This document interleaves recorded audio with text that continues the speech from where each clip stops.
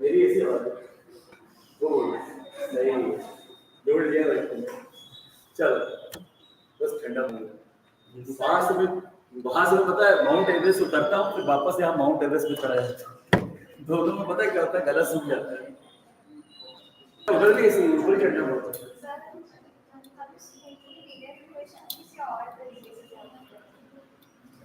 है उसे बोलते हैं Jordan method Gauss Jordan method तुम्हें बता तो रहा हूँ क्या बात कर रही हूँ अब ये देखो ये ऐसी ऐसी बातें करोगे तो मुझे संन्यास लेना होगा वो कहते हैं लीनियर प्रोग्रामिंग पढ़ा दो फिर कहते हैं डिफरेंशिएशन पढ़ा दो फिर ये इनइक्वालिटी भी आ रहा है वो भी पढ़ा दो क्या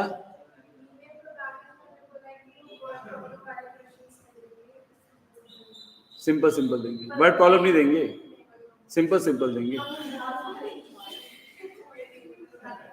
सिंपल सिंपल देंगे वर्ड प्रॉब्लम नहीं देंगे और आपका क्या आ रहा है बेटा मैट्रिक्स मैट्रिक्स और डिटर्मिनेंट आ रहा है ना तो मैट्रिक्स तो हो गया है डिटर्मिनेंट में जो चल रहा है उसमें हमें एडजॉइंट नहीं एडजॉइंट तो पढ़ा दिया ना प्रॉपर्टीज ऑफ डिटर्मिनेंट और एक एप्लीकेशन ऑफ डिटर्मिनेंट तो मैं अभी ये सॉल्यूशन ऑफ सिस्टम थोड़ा सा बता के इसके बाद मैं एप्लीकेशन ऑफ डिटर्मिनेंट पे आऊंगा हाँ करवा दिया वो हट गया है वैसे मैं बोल ही रहा था कि वो हट गया है अरे जब आईटी जेई में हट गया तो वहां कहाँ आएगा लेकिन फिर भी अरे नहीं निराश नहीं होते बेटा हाँ निराश नहीं होते हैं हाँ वो पागल टीचर जो बोल रहा है क्योंकि मैं उसका रीजन समझा रहा हूँ 12th के कोर में से हट गया है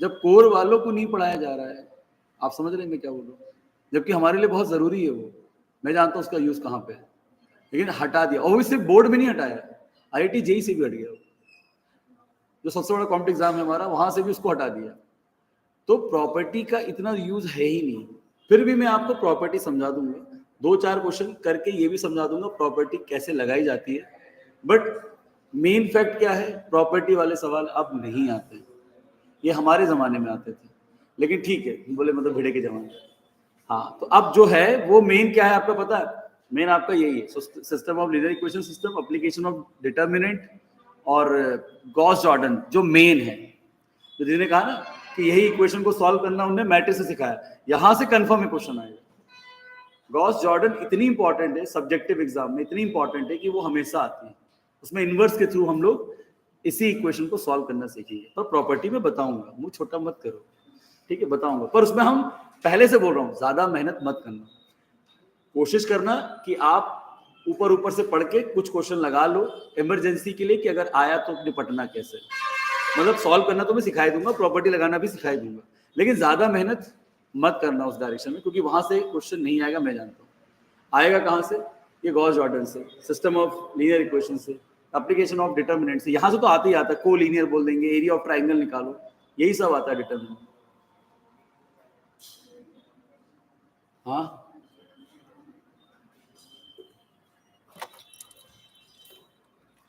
पर क्रैमर रूल भी है मैम ने नहीं सिखाया ये बुक में है अरे बुक से ही पढ़ाया था मैंने देख के बुक में ही देख के पढ़ाया था गलती हो गई तो पूरा लिख देता एक बार में है ना चलो देखो सॉल्यूशन ऑफ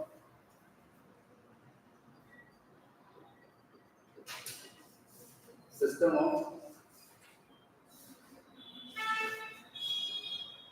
लीनियर इक्वेशन तो हमने लास्ट क्लास में यही तो पढ़ा था क्या पढ़ा था सिस्टम ऑफ लीनियर इक्वेशन का सॉल्यूशन कैसे निकालते हैं क्या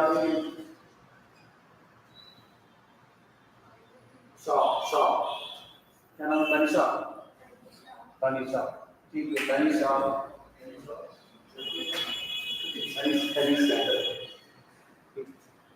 ऐसा नहीं आएगी ना तुम्हारा क्लास कोई नहीं बताइए मुझे कोई लाइक नहीं दे सकता तो मैं रिकॉर्डिंग तुम्हारी क्या बोले चले कोई बात नहीं अब मेरी बात को गुस्सा नहीं करते ठीक है ध्यान देना, जल्दी बता। अब देखो मैंने आपको बताया था please system of linear equation का मतलब सिर्फ इतना सा होता है कि जहां पे आपको लीनियर इक्वेशन दो या दो से ज्यादा दी जाती है सॉल्व करने के लिए, तो उसको हम सिस्टम बोलते हैं। क्या बोलते हैं? सिस्टम। ठीक है, ये सिस्टम। तो जहां पे दो या दो से ज्यादा आपको लीनियर इक्वेशन दी जाएगी, चाहे वो 2 वेरिएबल की हो या 3 वेरिएबल की हो या 4 वेरिएबल की हो, उसे आप क्या कहेंगे? सिस्टम। क्या बोलेंगे? सिस्टम। ठीक है। अब आपने 10th क्लास में जो पढ़ा था उसमें क्या था? उसमें आपको जो सिस्टम दिया गया था लीनियर इक्वेशन का, उसमें दो इक्वेशन दो वेरिएबल की थी, पर क्लास 12th में आपको यहाँ पर 3 वेरिएबल की 3 इक्वेशन दी जाएगी as a system of linear equation बोलकर, और उसका हमें सॉल्यूशन निकालना है। तो हमने क्लास 10 में 2 वेरिएबल की 2 इक्वेशन को तो सॉल्व करना सीख ही लिया था by elimination, substitution, cross multiplication, but 3 variable की 3 लीनियर इक्वेशन को सॉल्व करना हमने वहां भी नहीं सीखा था और अभी तक नहीं सीखा। पर मैंने लास्ट क्लास में आपको ये बताया था कि हम उसको डिटरमिनेंट के कांसेप्ट से क्रैमर रूल के थ्रू सॉल्व कर सकते हैं। क्रैमर एक्चुअल में साइंटिस्ट का नाम है जिन्होंने डिटरमिनेंट का यूज करते हुए हमें सिखाया कि कैसे हम किसी भी सिस्टम ऑफ लीनियर इक्वेशन को सॉल्व कर सकते हैं, फिर चाहे वो system of linear equation 2 variable 2 equation हो या 3 वेरिएबल 3 इक्वेशन हो या 4 वेरिएबल 4 इक्वेशन। आ रही बात सुन? फिर बाद में क्या होगा, जब उनको अवार्ड देने की बारी आई तो गॉस जॉर्डन बुरा मान गया। उन्होंने कहा मैं भी यही करके दिखाऊंगा, और उन्होंने मैट्रिक्स का कांसेप्ट लेकर आया और उन्होंने मैट्रिक्स की हेल्प से इन्हीं सभी लीनियर इक्वेशन को सॉल्व करके बताया। तो एक दूसरी मेथड बन गई, जिसे बोलते हैं मैट्रिक्स मेथड। क्या बोलते हैं? Matrix method. और इसको देने वाला कौन था? Gauss Jordan. इसलिए इस मेथड का नाम रखा गया by Gauss Jordan method using matrix, और इसका नाम रखा Cramer rule by using determinant. नहीं, दोनों का काम एक ही चीज को सॉल्व करना है। क्या? System of linear equation. ठीक है, बस ये क्या कर रहे हैं? डिटरमिनेंट से कर रहे हैं, और वो क्या कर रहे हैं? मैट्रिक्स से कर रहे हैं, मैट्रिसेस से। आई बात सुन? लास्ट क्लास में मैंने आपको बताया कि कैसे हम डिटरमिनेंट के कांसेप्ट से सिस्टम ऑफ लीनियर इक्वेशन को सॉल्व कर सकते हैं। बताया था? जिसमें हम सबसे पहले क्या निकालते हैं? डी। मान लीजिए अगर आपको 3 वेरिएबल की 3 इक्वेशन दी है, a1x + b1y + c1z is equal to d1, a2x + b2y plus c2z is equal to d2, a3x plus b3y plus c3z is equal to d2। तो आप सबसे पहले क्या निकालते थे? डी ना। डी निकालने के लिए क्या करते थे? जो भी इक्वेशंस हैं लाइन से पहली इक्वेशन के वेरिएबल के कोएफिशिएंट को एज अ फर्स्ट रो, फिर सेकंड वाली इक्वेशन के ऑल वेरिएबल्स के मल्टीपल कोएफिशिएंट को एज अ सेकंड रो, फिर थर्ड वाली इक्वेशन के ऑल वेरिएबल के कोएफिशिएंट को एज अ थर्ड रो लिखते हैं। तो यहाँ पे क्या हो जाएगा? a1 b1 c1 first row में आएगा, फिर a2 b2 c2, फिर a3 b3 c3। क्या ये आया सर? फिर हम d1 d2 d3 निकालते हैं। d1 के लिए क्या किया था? फर्स्ट वाली कॉलम d1 d2 d3 सब किससे निकलेंगे? d से निकलेंगे। पर कैसे? d1 निकालना है तो d वाले डिटरमिनेंट के फर्स्ट कॉलम को रिप्लेस कर दो कांस्टेंट वाले कॉलम से। पर ये सब करने से पहले स्टार्टिंग में स्टेप नंबर 1 मत भूल जाना। वो क्या है? कांस्टेंट ऑलवेज क्या होंगे? Right side. अगर राइट साइड में नहीं है तो पहले आप उसे, क्योंकि आप भी जानते हो अगर मैं ऐसा लिख दूं 2x + 3y - 2z - 7 is equal to 0, अगर आपने इस सिचुएशन में इक्वेशन को रखा और फिर मैंने पूछा कांस्टेंट बोलो, तो आप बोलोगे -7, जबकि -7 नहीं है कांस्टेंट। यहाँ पे कांस्टेंट क्या होगा? Right side. यानी d1 की वैल्यू क्या बोलोगे? 7, ना कि -7। तो कभी भी सिस्टम ऑफ लीनियर इक्वेशन को सॉल्व करते वक्त स्टार्टिंग में पहले ही अच्छे से देख लेना कि सभी कांस्टेंट राइट साइड होने चाहिए। अगर जिस इक्वेशन का कांस्टेंट राइट साइड में नहीं है तो उसे पहले राइट साइड में शिफ्ट कर देना और सभी दी गई लीनियर इक्वेशन के कांस्टेंट को राइट साइड में लाने के बाद ही आप डी निकालोगे, फिर D1, फिर D2, फिर D3। ऐसा मत करना कि बस सवाल देखो और शुरू हो गया, पता चल रहा हुआ क्वेश्चन अंदर है, एक का बाहर एक का अंदर है, तुम पहले जाते ये भी सब गलत है। नहीं यहाँ इसके बाद D1 निकालने के लिए फर्स्ट कॉलम को किससे रिप्लेस करोगे? कांस्टेंट से। तो यहाँ आप समझ लो ना, अगर आपने यहाँ गलती कर दी तो ये डिटरमिनेंट भी गलत बनेगा, ये D1 भी गलत बनेगा, क्योंकि वैल्यू गलत रखोगे। आप तो यहाँ से D1 ले रहे हो, इसे बोल रहे हो D1, आप -7 रखोगे, जबकि आना क्या चाहिए 7। एक साइन बदलने से क्या होगा? पूरे डिटरमिनेंट की वैल्यू बदल जाएगी। तो ना D1 सही आएगा, ना D2, ना D3, क्योंकि D1, D2, D3 सब किस पर डिपेंडेंट है? कांस्टेंट वाले कॉलम, क्योंकि वही रिप्लेस करेगा D वाले डिटरमिनेंट के कॉलम को। नहीं यहाँ से तो पूरा आंसर ही गलत आएगा लास्ट तक, कितनी मेहनत करो। इसलिए पहले ये स्टेप जरूर याद रखना, कांस्टेंट ऑलवेज राइट साइड होगा, कांस्टेंट ऑलवेज राइट साइड होगा। उसके बाद ही डी डिटरमिनेंट बनाना है, फिर D1, फिर D2, फिर D3 बनाना है। यहाँ पे क्या हो गया? D1 फर्स्ट वाले कॉलम में क्या आएगा? D1, D2, D3 second as it is, फिर बेटा third be as it is. D1 हो गया, अब इसके बाद D2। D2 में क्या होगा? सेकंड वाले कॉलम को हम कांस्टेंट वाली कॉलम से रिप्लेस करेंगे। D2 में मतलब सेकंड कॉलम रिप्लेस होगी, तो D1, D2, D3, तो फर्स्ट और second column as it is रहेगी D की, A1, A2, A3, और यहाँ पे C1, C2 आ रहा। फिर इसके बाद D3 निकालो, उसमें थर्ड वाली कॉलम को D वाले डिटरमिनेंट के थर्ड वाले कॉलम को कांस्टेंट से रिप्लेस करना। क्या ये आया समझ? ये A1, बाकी first second column as it is रहेगी, A1, A2, A3, B1, B2, B3। आया समझ में? पक्का? फिर x निकालने के लिए क्या करते हो आप? भाई x, y, z तीन वैल्यू है, तो x पहले आता है ना, तो D1/D। भाई D कॉमन है, क्योंकि D भी तो सबको बना है, इसलिए वो कॉमन है और नीचे आएगा हमेशा डिनोमिनेटर में।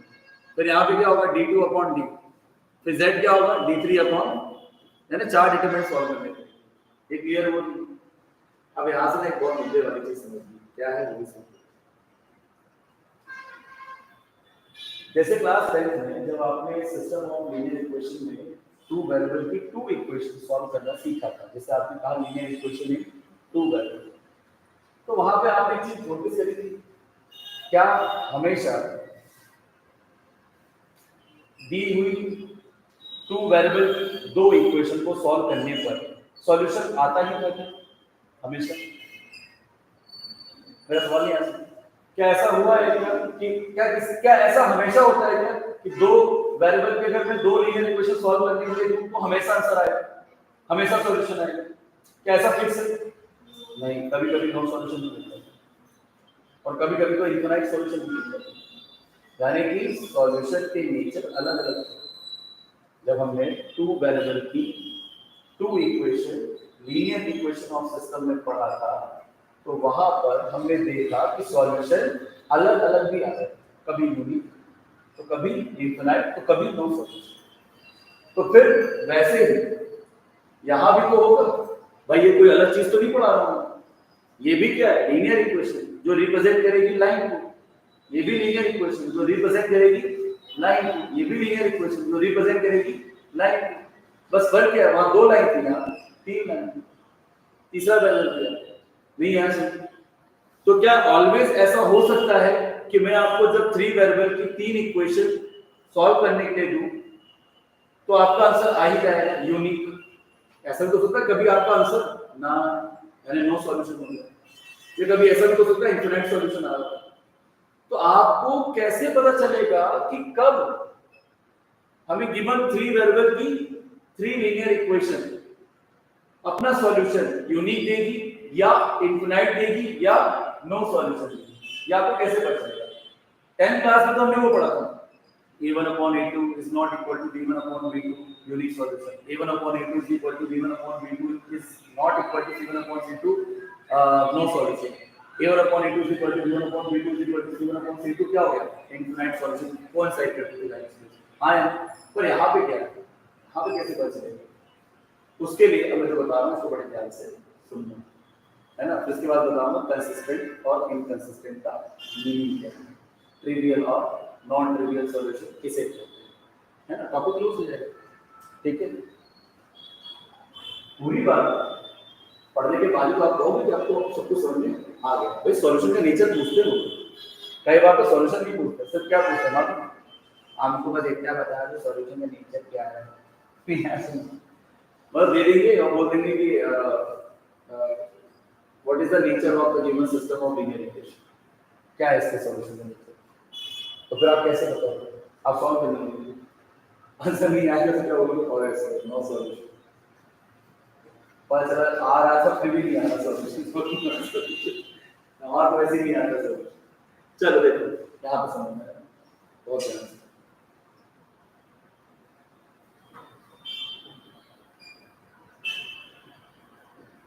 क्या ना शुरू में जब हम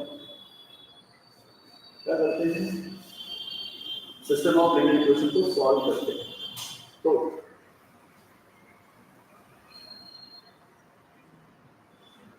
क्या होता है, x की वैल्यू क्या थी बेटा, d1 अपॉन y की वैल्यू,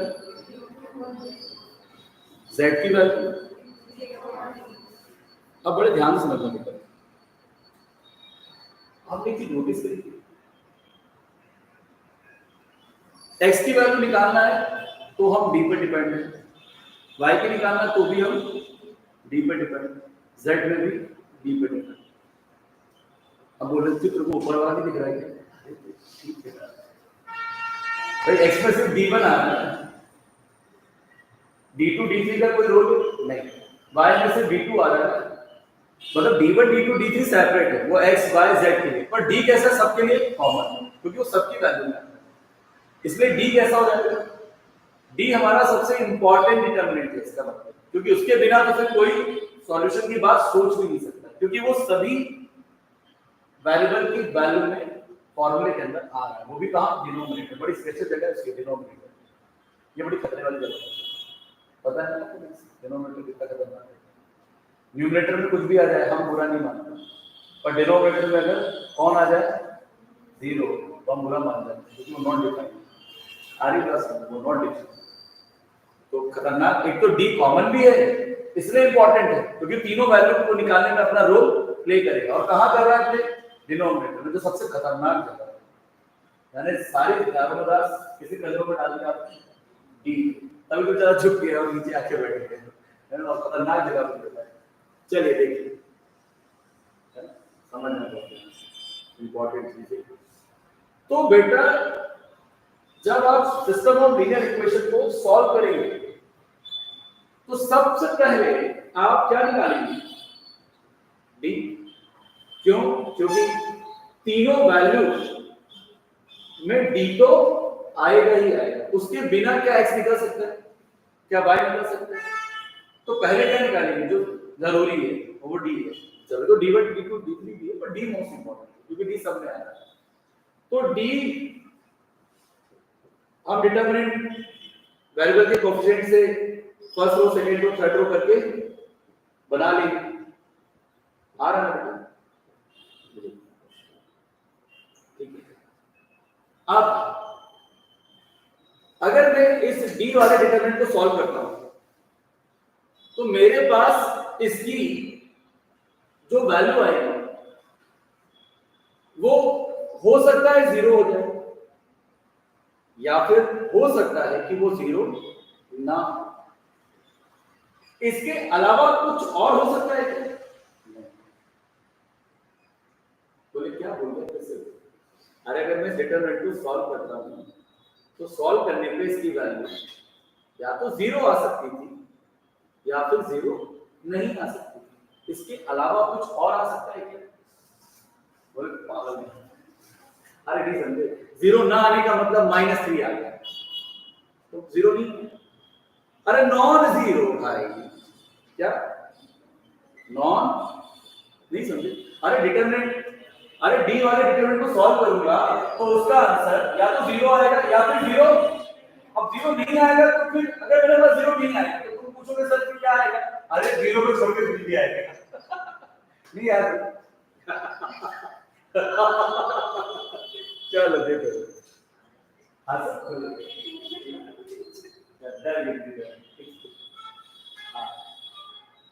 चलिए समझना बहुत ठीक है, आज से अरे नहीं समझे, तुम्हें नहीं बता दिया, सुनते रहो बस।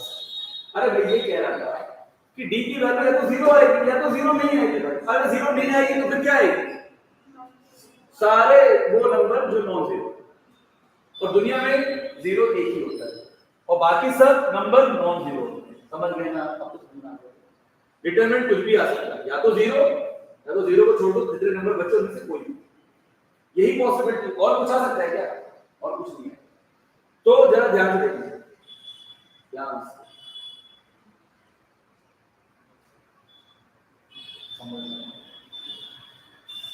अगर मान लो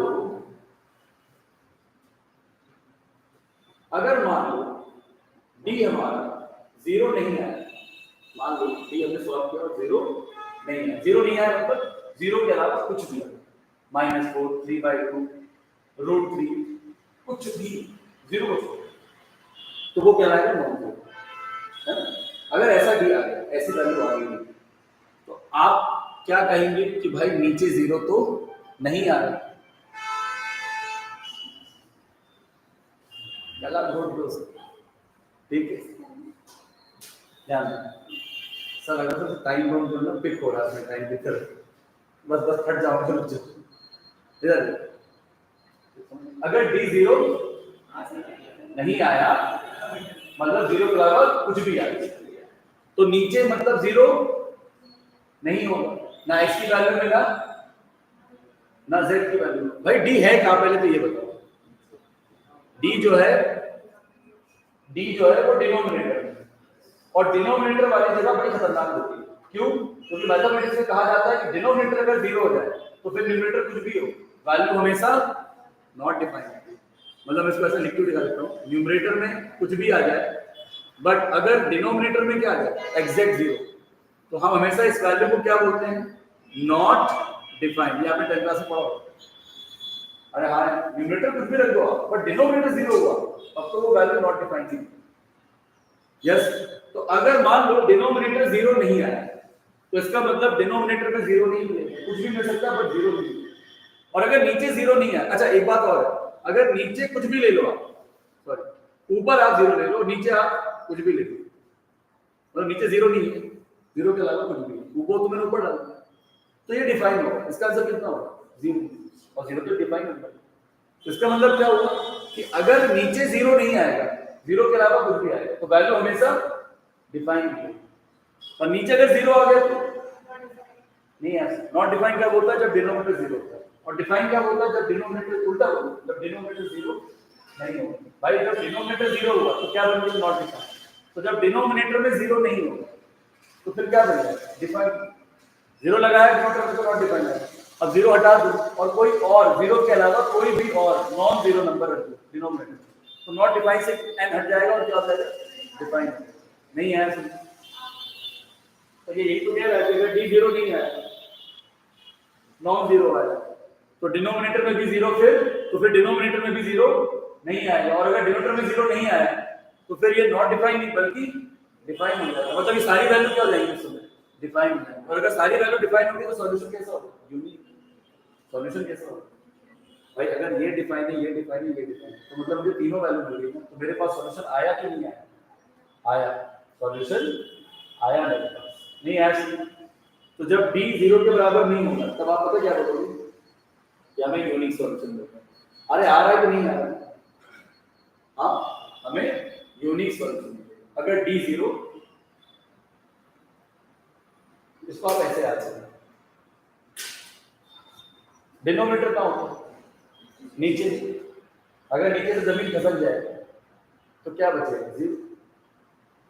अरे नीचे जब कुछ होगा नहीं तो क्या होगा? ऐसे ही याद किया। मैं तो ऐसे याद किया मैंने ऐसे याद किया था कि अगर डिनोमिनेटर जीरो हो जाए मतलब सब कुछ साफ, तो कहाँ जाओगे? मौत के मुंह में जाओगे, पाताल में। नहीं है, मतलब सॉल्यूशन नहीं है। मतलब नीचे अगर जमीन नहीं होगी तो हम मर जाएंगे, मतलब सॉल्यूशन नहीं है। ठीक है, तो नीचे जीरो नहीं होगी। डी अगर जीरो नहीं हुआ तो सॉल्यूशन आएगा। डी अगर जीरो हुआ तो वहां भी दो पॉसिबिलिटी। देखो क्या क्या, इधर देखो जरा सामने प्लीज, यार सुन। अब एक कंडीशन ये भी तो है कि हो सकता है डी क्या हो गया? जीरो हो गया, डी क्या होगा? अगर डी जीरो नहीं आया तब तो ठीक है, अगर डी जीरो आ गया तो क्या करोगे? अगर डी जीरो आ गया तो यहाँ पे भी दो कंडीशन है, बड़ी मजेदार देखिए। अगर डी जीरो आया तो फिर आपको पता है डी वन भी निकालना पड़ेगा, डी टू भी और डी थ्री, और निकाल के ये देखना होगा कि कम से कम इन तीनों में से कोई भी एक, कम से कम मतलब एक से ज्यादा भी हो सकता है, पर कम से कम तीनों में से कोई भी एक क्या हो जाए? नॉन जीरो हो जाए। क्या हो जाए? बड़े ध्यान से देखिए, इफ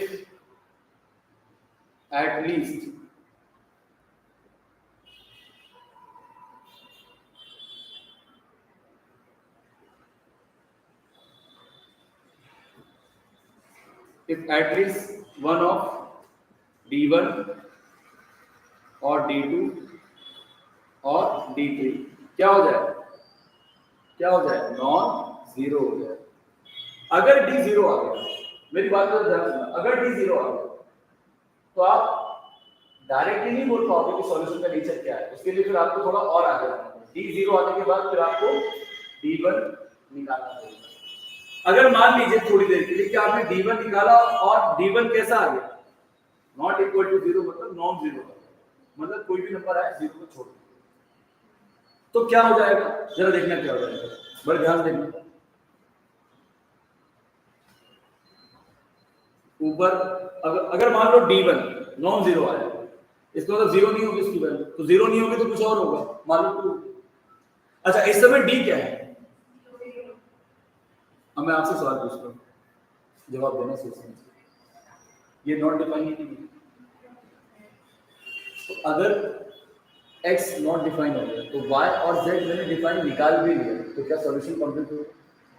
भैया पेयर में से लिखते हैं, यहाँ पेयर ऑफ ऑर्डर में, पता है ना आपको, इंटरसेक्ट पॉइंट होते हैं। जब टू लाइन का निकालते हैं तो सॉल्यूशन, तो x और क्या कहना है, x निकाल के बोलते हैं सॉल्यूशन आ गया। Solution of system of linear equation का मतलब है सारे वेरिएबल की वैल्यू निकालना, वो भी डिफाइन। तो अगर मान लो D1 D2 D3, D1 का इस्तेमाल x को निकालने में करते हैं, D2 का इस्तेमाल y को निकालने में करते हैं, D3 का z। अगर इन तीनों में से कोई भी कम से कम कोई भी नॉन जीरो हुआ तो इसका मतलब ऊपर जीरो नहीं है, और D पहले बोल चुके हो क्या है इसमें?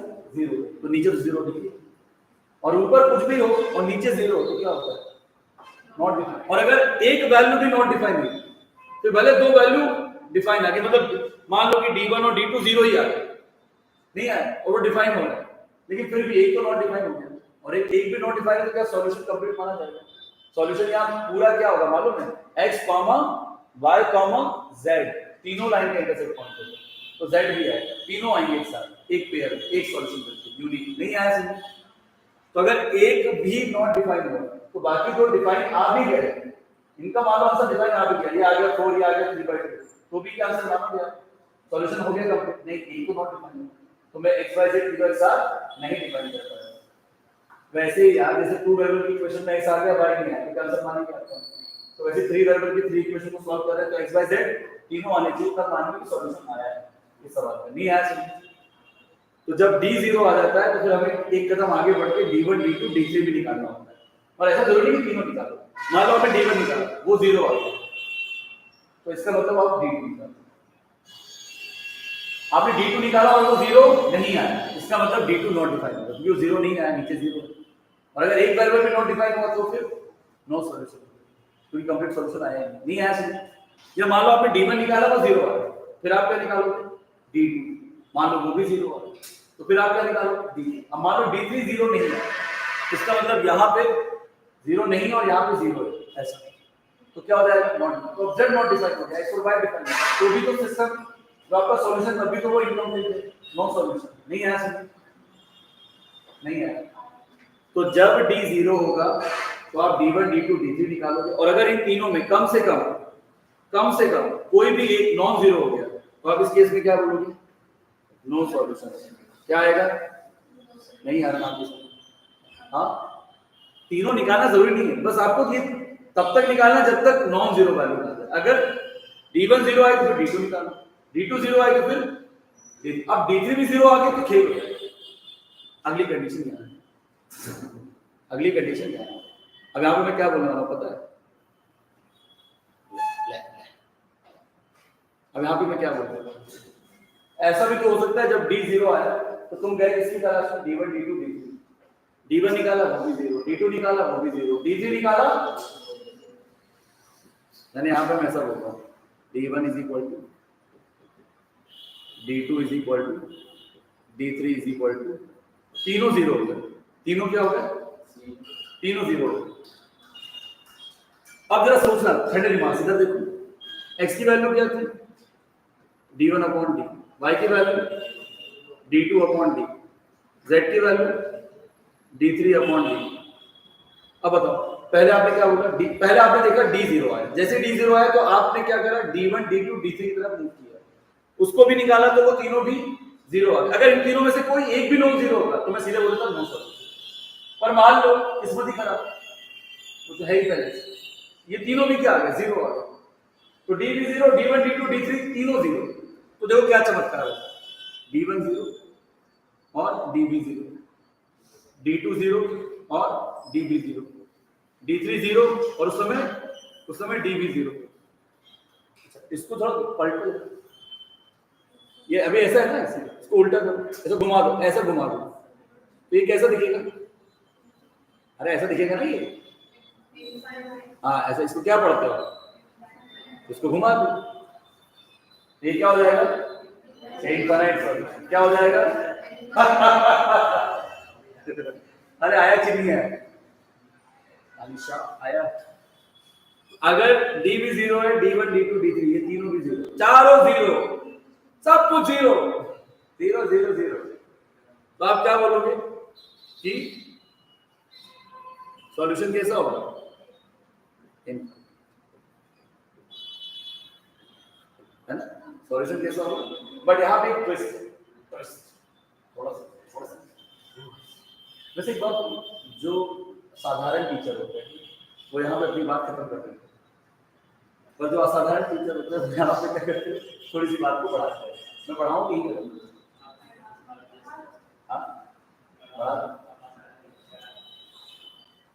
यहाँ भी नो सॉल्यूशन हो सकता है, यहाँ भी नो सॉल्यूशन हो सकता है, मालूम कर। एक बात बताओ, जब 2 वेरिएबल की 2 इक्वेशन पढ़ी थी 10th क्लास में, तब नो सॉल्यूशन कब आता था, जब आपने 2 वेरिएबल की, बोला हमने पढ़ेंगे जब फालतू की बात करते हैं, मेरे टाइम में ऐसा बोलते थे, वो पढ़ा था हमने पिछली क्लास में, मन में अरे यार मैंने कुछ भी पढ़ा था, मुझे मत करते।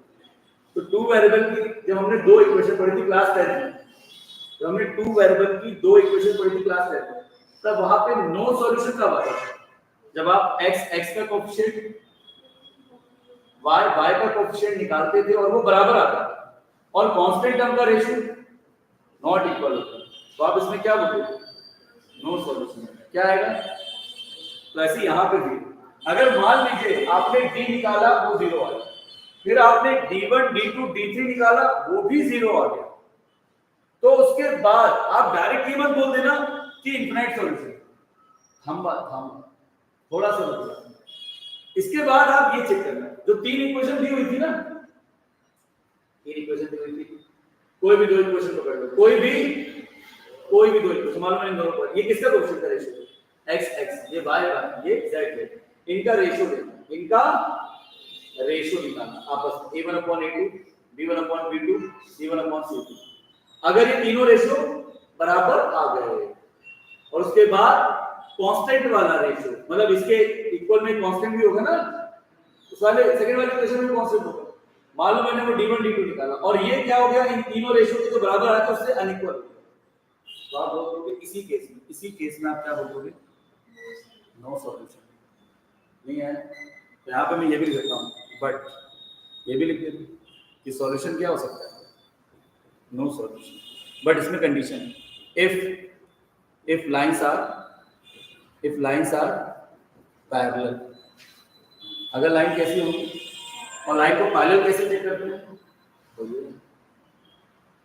लाइन को पैरेलल कैसे चेक करते हो, ये बस तीन लाइन में से कोई भी दो लाइन डालो, उसके वेरिएबल के कोएफिशिएंट का रेशियो लो और कांस्टेंट जो दोनों के साथ में उसका रेशियो लो। अगर सारे वेरिएबल के कोएफिशिएंट का रेशियो बराबर और कांस्टेंट का रेशियो बराबर नहीं है, जैसे ये हम 10 क्लास में करते हैं 2 वेरिएबल ये करते थे तो नो सॉल्यूशन नहीं है, ये एक्स्ट्रा है ना। अगर आप ये भूल भी जाओ तो मैं बुरा नहीं मानूंगा, लेकिन आपको एटलीस्ट इतना तो याद होना चाहिए, कितना d नॉट इक्वल टू 0 पे यूनिक सॉल्यूशन, d बराबर 0 पे दो केस है, इफ d1 और d2 और if at least one of d1 d2 और d3 is not equal to 0, मतलब तीनों में कम से कम कोई एक भी अगर नॉन जीरो हो गया तो मैं कह दूंगा कि भाई ये नॉट डिफाइन हो रहा है एक वैल्यू, तो नो सॉल्यूशन है, नहीं है। और अगर d के साथ 0 हुआ, d1 d2 d3 तीनों में, तो फिर सारी वैल्यू कैसी रहेगी, इनफिनिट इनफिनिट सॉल्यूशन। ये तीसरा वाला जो मैंने बताया ना, ये ऑप्शनल है, ये हम आईटी जी के लिए कर रहे हैं, मैंने आपको लिख दिया, ठीक है, चिपका दिया, आपकी बुक में नहीं दिया, ठीक है, ये आईटी जी के लिए। अच्छा बहुत सारा क्वेश्चन इसी का है वहां पे, ठीक है। तो ये भूल जाना अगर आपको याद नहीं रखनी तो, पर वो तीन तो याद हो गया ना, कब इनफिनिट, कब यूनिक, कब तीन ही होता है, इनफिनिट, यूनिक और नो सॉल्यूशन।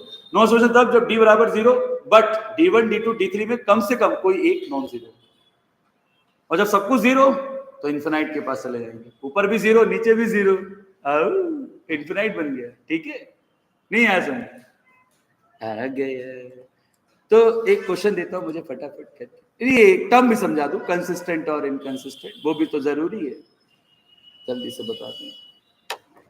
संडे क्लास ले लोगे आप लोग, संडे को यहाँ यही तो दिक्कत है, जब भी मैं कहता हूँ संडे क्लास ले लो, सबको ऐसा लगता है जैसे मैं उनसे मजदूरी करवाने को कह रहा हूँ, सुबह सुबह आके मजदूरी करनी है और उसकी तनख्वाह भी नहीं मिलेगी, बंधुआ मजदूरी, कैसे है, आराम करो आप भी सर, कहा यार बुढ़ापा आ गया, तुम फालतू में घिस रहे हो, खर्च हो जाओगे पॉकेट में। ये बात तो सही है, कसम से बता रहा हूँ, जब मैंने पढ़ाना शुरू किया था ना, मेरे अंदर तब पढ़ाने का इतना वो था ना, कीड़ा था, कि सुबह 8 बजे आता था और रात को 11 बजे बंद होती थी कोचिंग। मैंने 12 बजे तक क्लास ली है इंद्रपुरी, कोचिंग में पढ़ाया और बेल के पढ़ाता था, पता नहीं क्या था उस समय, बहुत गुस्सा था जॉब ना लगने का और एग्ज़ाम निकलने के बाद फिर आगे ना बढ़ने का, वो फ्रस्ट्रेशन बच्चों पे निकल रहा था, पर उन बच्चों का भला भी हुआ। लेकिन आज पता क्या समझ में आता है, यार जिंदगी में कुछ भी कर लो कोई नहीं पूछेगा आपको, आप अपने लिए कुछ तो अच्छा कर लो, थोड़ा सेल्फिश होना चाहिए, खाना पीना रहना खाना ये तो देखना चाहिए इंसान को। मैंने अपनी हालत खराब कर ली,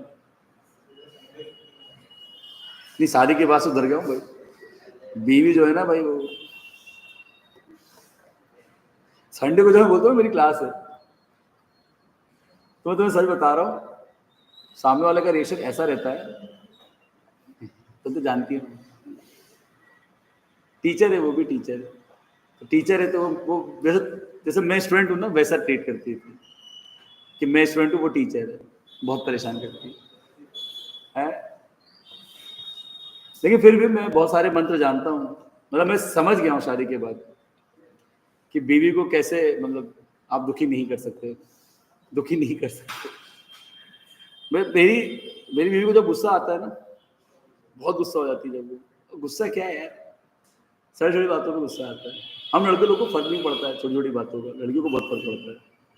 अच्छा वो वही बात को जब बोलते हैं तो उनके लिए वो छोटी है, वैसी बात अगर हमने कर दी उनके लिए बड़ी है ना? बता नहीं सकता मैं एग्जाम्पल भी, तो जब मैं कुछ बोलता हूँ तो वो बात बड़ी बन जाती है। अच्छा सामने वाला वही बात बड़े प्यार से बोल देता है और मैं हंस के टाल देता हूँ, मेरे लिए बड़ी नहीं है, चलता है यार, हमारे दोस्तों ने तो इससे गंदा बोला है हमको, आप तो फिर भी थोड़ा अच्छी बोल रहे हो, हम तो रिस्पेक्ट देख रहे हैं इसमें अपने लिए, ठीक है। तो क्या होता है, सामने वाला मुंह फुला लेता है, सामने वाला मुंह फुला लेता है, तब क्या करें। अच्छा उस समय अगर मान लो मैं मोबाइल चला लूँ, रील देख लूँ या टीवी देख लूँ, मौत है, या बाहर चला जाऊं और फिर आऊं लौट के 1 घंटे बाद, अरे घर में ऐसा लगेगा कब्रिस्तान बन गया है, सन्नाट। फिर मैं भी चुपचाप बैठ जाता हूँ कोने, मन में तो मैं बहुत कुछ सोच रहा होता हूँ, अरे आज संडे था, दोस्त मिल जाता, चले जाते, घूम लेते, सोच तो मैं कुछ और रहा हूँ, लेकिन उसको मैं ये रियलाइज करा रहा हूँ कि बहुत दुखी हूँ, मुझे बुरा लग रहा है, मैं अपने शब्दों को वापस तो नहीं ले सकता, लेकिन मैं अपने बोले गए शब्दों के लिए बहुत गिल्ट फील कर रहा हूँ, बहुत दुखी होकर बैठता हूँ चुपचाप। मन में तो बहुत कुछ सोचता रहता हूँ भाई, मैं हंसता रहता हूँ हमेशा अपने अंदर, हंसना भी चाहिए। नहीं, मेरे को लगता है दुखी हो गया, फिर उसको लगता है 5-10 मिनट बाद बहुत दुखी हो गया, फिर उसको लगता है मेरे को ज्यादा ही टाइट हूँ, मैंने किसी बात पे इतना बड़ा इशू बना दिया, फिर वो खुद ही आगे बोल देती है अरे छोड़ो यार, माफ किया मैंने। मन में सोचता हूँ मैं तो माफी मांगी ही नहीं, फिर चलो ठीक है माफी मिल गई तो अच्छी बात है। इसलिए याद रखना बेटा, लड़की से कभी उलझना मत, क्योंकि वो जो कहती है वही सही है, आप जो कहते हो कभी सही नहीं होता। आइए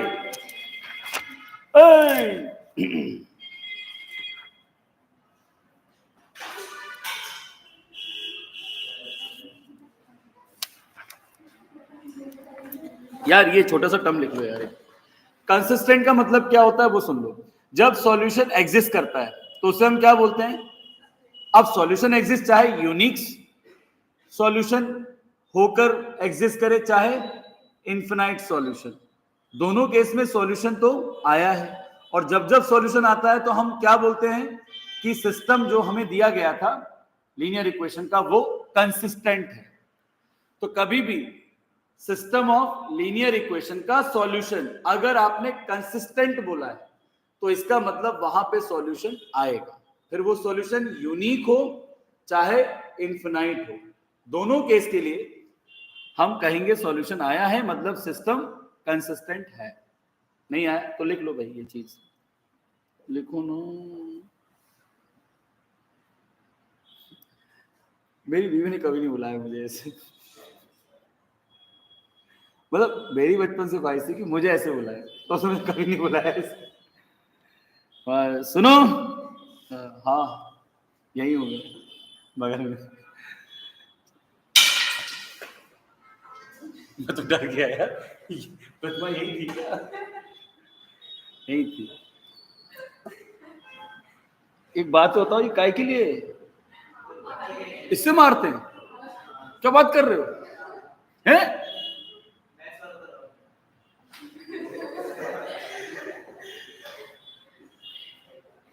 टाइम पे आऊंगा मैं, मुझे घेर लिया तो अब टाइम पे आऊंगा। स्वप्न सर जो मुझसे सीधे नहीं बोल पाया वो डंडे ने बोल दिया, टाइम पे आऊंगा भाई, टाइम पे आऊंगा। कंसिस्टेंट के आगे लिखना है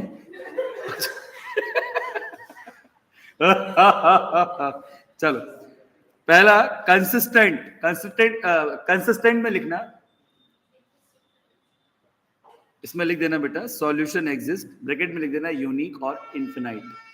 मतलब आपको ये भी तो पता होना चाहिए ना कि यूनिक सॉल्यूशन आ रहा है तो भी कंसिस्टेंट कहना है, और अगर आपका सॉल्यूशन का नेचर इनफिनाइट सॉल्यूशन होगा तो भी उसे कंसिस्टेंट ही कहना है, क्योंकि सॉल्यूशन तो आया है ना, भले एक आए चाहे करोड़ों आए, आ तो रहे हैं सॉल्यूशन। सॉल्यूशन आना ही क्या होता है? कंसिस्टेंट होता है। तो कंसिस्टेंट के आगे लिखना सॉल्यूशन एग्जिस्ट, और फिर उसके आगे ब्रैकेट में लिख देना यूनिक सॉल्यूशन और इनफिनाइट सॉल्यूशन।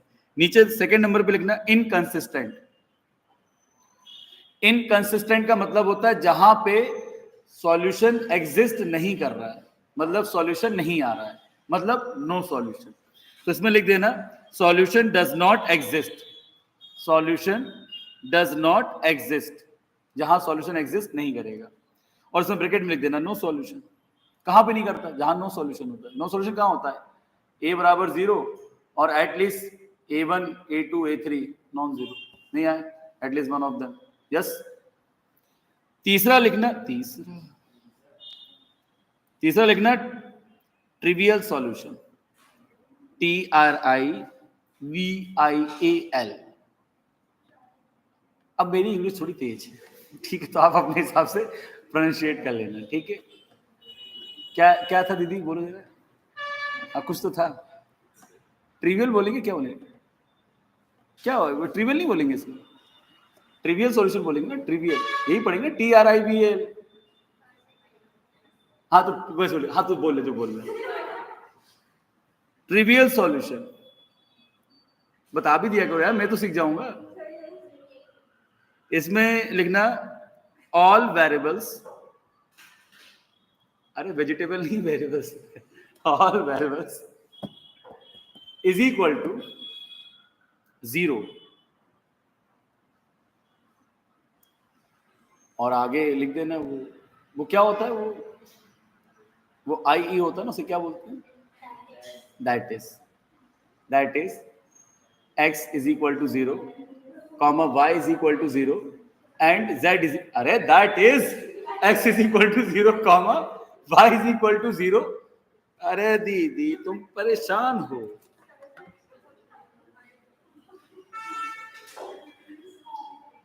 अरे मैं ये कह रहा हूं भाई, ट्रिवियल सॉल्यूशन का मतलब होता है कि जब आप किसी भी 3 वेरिएबल के 3 इक्वेशन वाले सिस्टम ऑफ लीनियर इक्वेशन को सॉल्व करते हैं और सॉल्व करने पे मान लीजिए x की वैल्यू भी 0 आ रही है, y की वैल्यू भी 0 आ रही है और z की वैल्यू भी, यानी ऑल वेरिएबल्स जो आपने फाइंड करें वो सब 0 आ रही है, उनकी वैल्यू 0 आ रही है। तो हम इस केस को बोलते हैं कि हमें जो सॉल्यूशन मिला, जब ऐसा सॉल्यूशन आता है, जब ऐसा सॉल्यूशन आता है तो हम उसको क्या बोलते हैं तो हम उसको क्या बोलते हैं, ट्रिवियल सॉल्यूशन। क्या बोलते हैं, ट्रिवियल सॉल्यूशन। और मान लो थोड़ी देर में मान लो कि तीनों में कोई भी एक नॉन जीरो, मतलब जीरो नहीं है, नॉन जीरो, कोई भी एक या एक से ज्यादा, तो उसे हम बोलते हैं नॉन ट्रिवियल सॉल्यूशन। क्या बोलते हैं, ट्रिवियल सॉल्यूशन में सभी वेरिएबल्स की वैल्यू, ऑल वेरिएबल्स की वैल्यू 0 ही आएगी। बट अगर ऑल वेरिएबल में किसी भी वेरिएबल की वैल्यू 0 नहीं, किसी भी एक वेरिएबल की वैल्यू अगर 0 नहीं या एक से ज्यादा, उसे बोलेंगे नॉन ट्रिवियल। भाई ऑल वेरिएबल 0 है ट्रिवियल। अब उल्टा बोलो, इसमें से अगर एक भी, कम से कम कोई भी एक भी नॉन जीरो हो, तीनों में किसी एक की भी वैल्यू 0 नहीं है, तो क्या बोलेंगे, non trivial solution. Non trivial solution आया समझ? पक्का? पक्का है ना? कच्चा नहीं, पक्का। अब आगे अब लिखना एप्लीकेशन ऑफ डिटर्मिनेंट।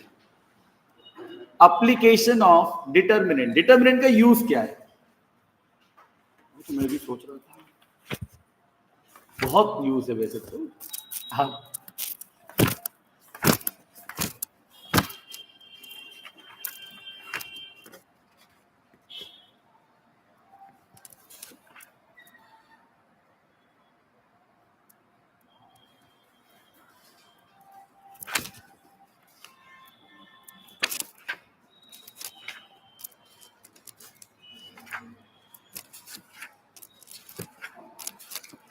क्या हुआ,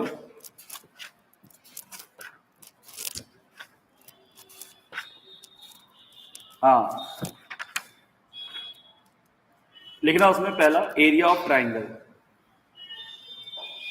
डिटरमिनेंट की एप्लीकेशन का मतलब है डिटरमिनेंट का यूज हम कहां करते हैं, तो इसका यूज हम कोऑर्डिनेट ज्योमेट्री में सबसे ज्यादा करते हैं बेटा।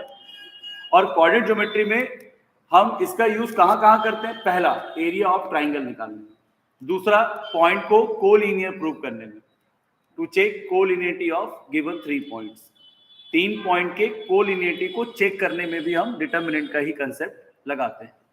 और तीसरा लिखना to find equation of straight line.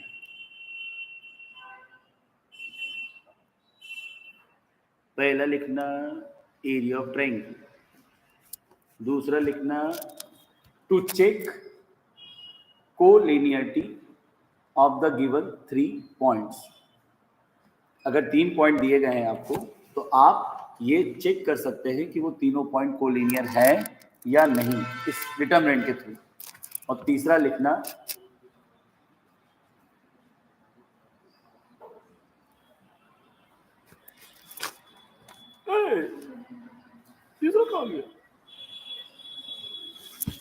तीसरा इसमें दिख नहीं रहा है पर मेरी तरफ से ले लो, to find the equation of straight line passing through 2 points, to find the equation of straight line passing through given 2 points. Point को आप चाहे तो ऐसा भी सकते हैं x1, y1 and x2, y2, suppose कर सकते हैं, कोऑर्डिनेट नहीं है। To find the equation of straight line passing through given 2 points. और एक पॉइंट को लिख देना x1, y1, दूसरे को जब सवाल आएगा तो वहां पे नंबर लिखा होगा, जैसे 2, 3 एंड 4, 5। तो पहले वाले को बोल देंगे x1, y1, दूसरे वाले में x2, y2। तो आपको नंबर जो दिए रहेंगे वो x1, y2। तो एक एक करके शुरू करते हैं। जरूरी वैसे देखो एक बात बताऊं, ये सब बकवास है, मतलब स्कूल के हिसाब से ठीक है, पर सच में कॉम्पिटिटिव के हिसाब से बकवास है। आइए देखिए, सबसे पहले बात करते हैं एरिया ऑफ ट्रायंगल।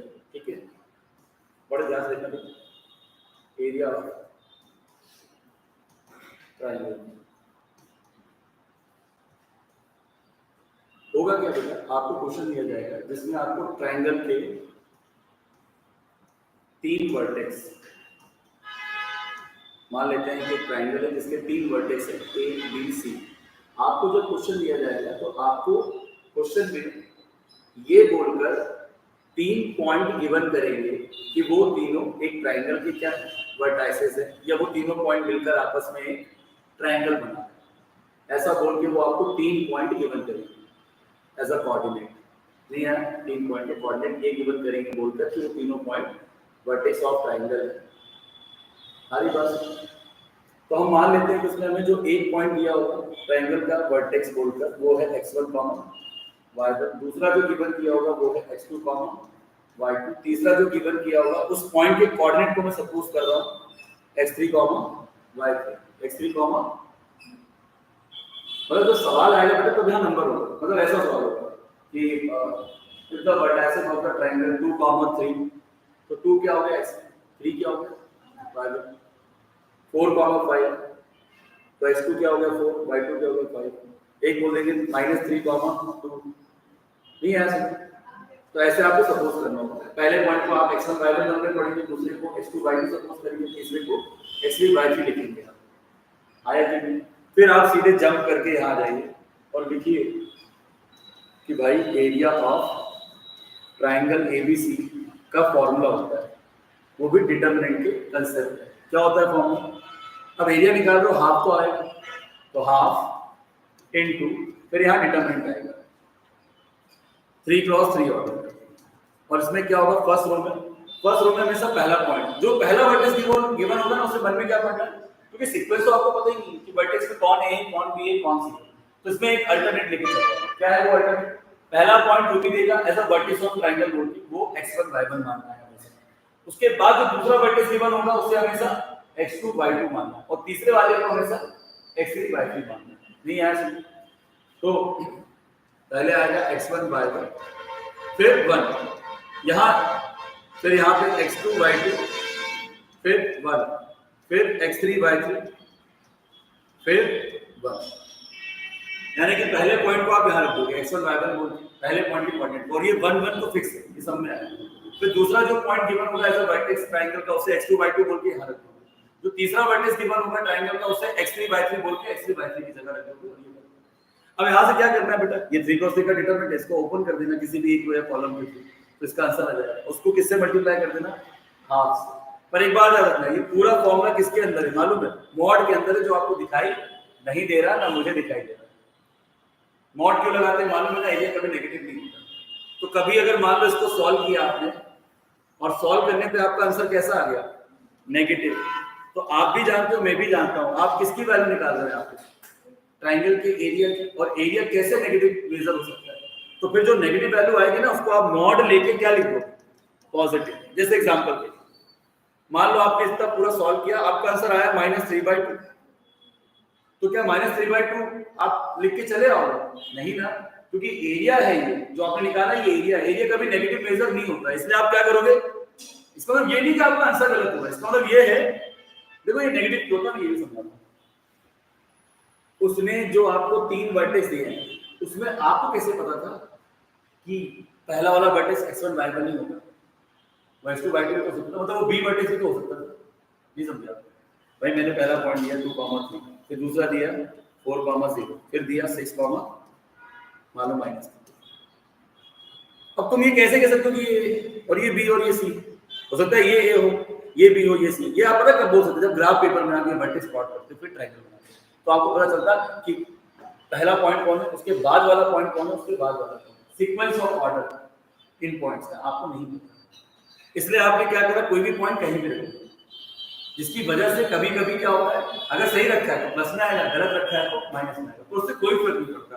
मैथ्स ये अलाउ करती है, मैथ्स ये अलाउ करती है कि अगर आपका आंसर नेगेटिव आया है एरिया निकालते वक्त, कभी भी बात डिटरमिनेंट की नहीं हो रही है पूरे मैथ्स में, जिंदगी भर कभी भी अगर आप कोई ऐसी क्वांटिटी मेजर कर रहे हो जो कभी नेगेटिव मेजर नहीं होती, जैसे हाइट, एरिया, लेंथ, डिस्टेंस, ये कभी नेगेटिव मेजर नहीं होता, तो अगर आपका नेगेटिव आंसर आया तो आप वही के वही मोड़ लगाना और उसको वापस पॉजिटिव लिख देना, रहेगी वैल्यू वही बस पॉजिटिव रहेगी। और याद रखना, एरिया निकाल रहे हो तो यहाँ पे इंपॉर्टेंट बात क्या है, जहां मार्क्स कटेंगे आपको लास्ट में लिखना होगा स्क्वायर यूनिट, क्योंकि एरिया हमेशा स्क्वायर में मेजर होता है। नहीं है, अगर आपने ये नहीं लिखा ना कि छोटी सी मैडम मार्क्स, क्योंकि ये 3/2 है क्या, मुझे क्या पता था ये फॉर्मूला है सर, मैं बताऊं असल में क्या हुआ। 10th क्लास में एरिया ऑफ ट्रायंगल था जो डिलीट हो, उसमें जो फॉर्मूला था ना एनसीईआरटी के बुक में, वो इसी को सॉल्व कर लेता है। ये मत पूछो बन कहां से, तो बोले फॉर्मूला है, फॉर्मूला है नहीं। जब भी मैं ट्रायंगल का एरिया पूछूंगा ना, मैं जब भी ट्रायंगल का एरिया पूछूंगा ना, 3 वर्टेक्स देके, तो मैं पहले वर्टेक्स को x1 y1 बोल के यहां रखूंगा। जैसे मालूम मैंने बोला कि find the area of triangle which vertexes are 3, 0, 3, 0, 1। Second vertex होगा -6, 4, -6, और ये 4 और ये 1, ये मतलब वो ये फिक्स है, ये बन रहेगा, नहीं है। फिर मैंने तीसरा वर्टेक्स दिया 1/2, 0, 1/2 और यहाँ 0 और ये 1, फिर इसको सॉल्व करो। तो एक है ना, किसी एक कॉलम को ओपन कर दो, उसको किससे मल्टीप्लाई करना, लास्ट में आंसर आएगा हाफ से मल्टीप्लाई, नहीं है।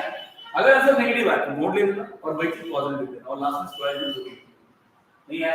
और अगर पॉजिटिव आए तो बात अच्छी बात, लेकिन ये स्क्वायर में जरूर लिखना, क्योंकि एरिया निकाल लो पता होना चाहिए, यूनिट लिखना पड़ेगा, स्क्वायर में मेजर होता है, ठीक है ना, स्क्वायर में होता है।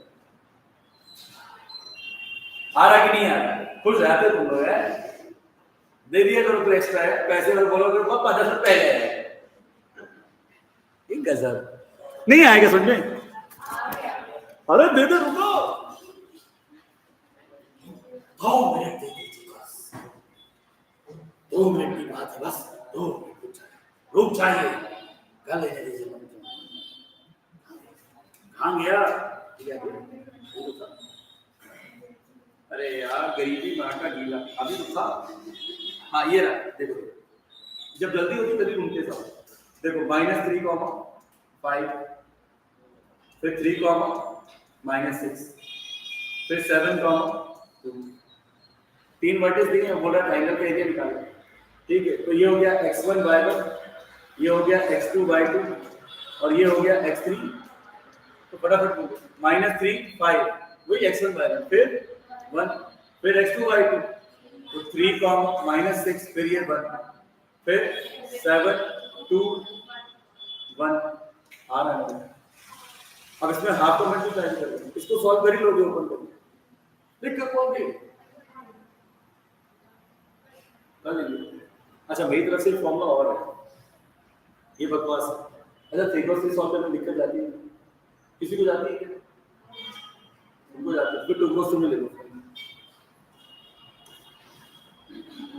2 गुस्सा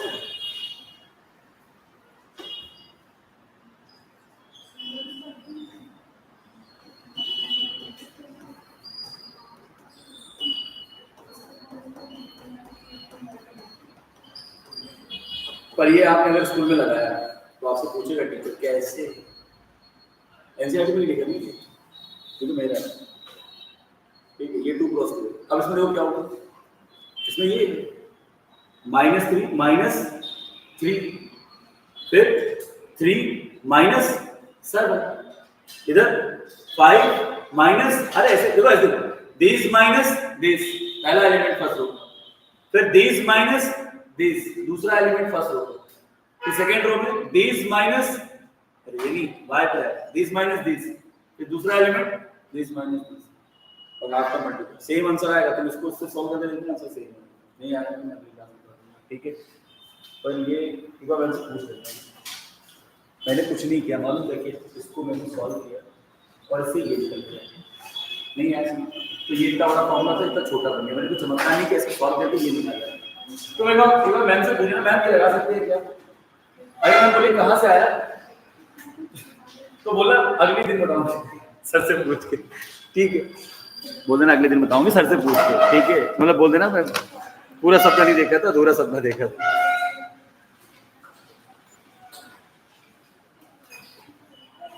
हो गया, हो गया। आ गया, समझ में आ गया? अगली क्लास में। हाँ बेटा, डाउट है?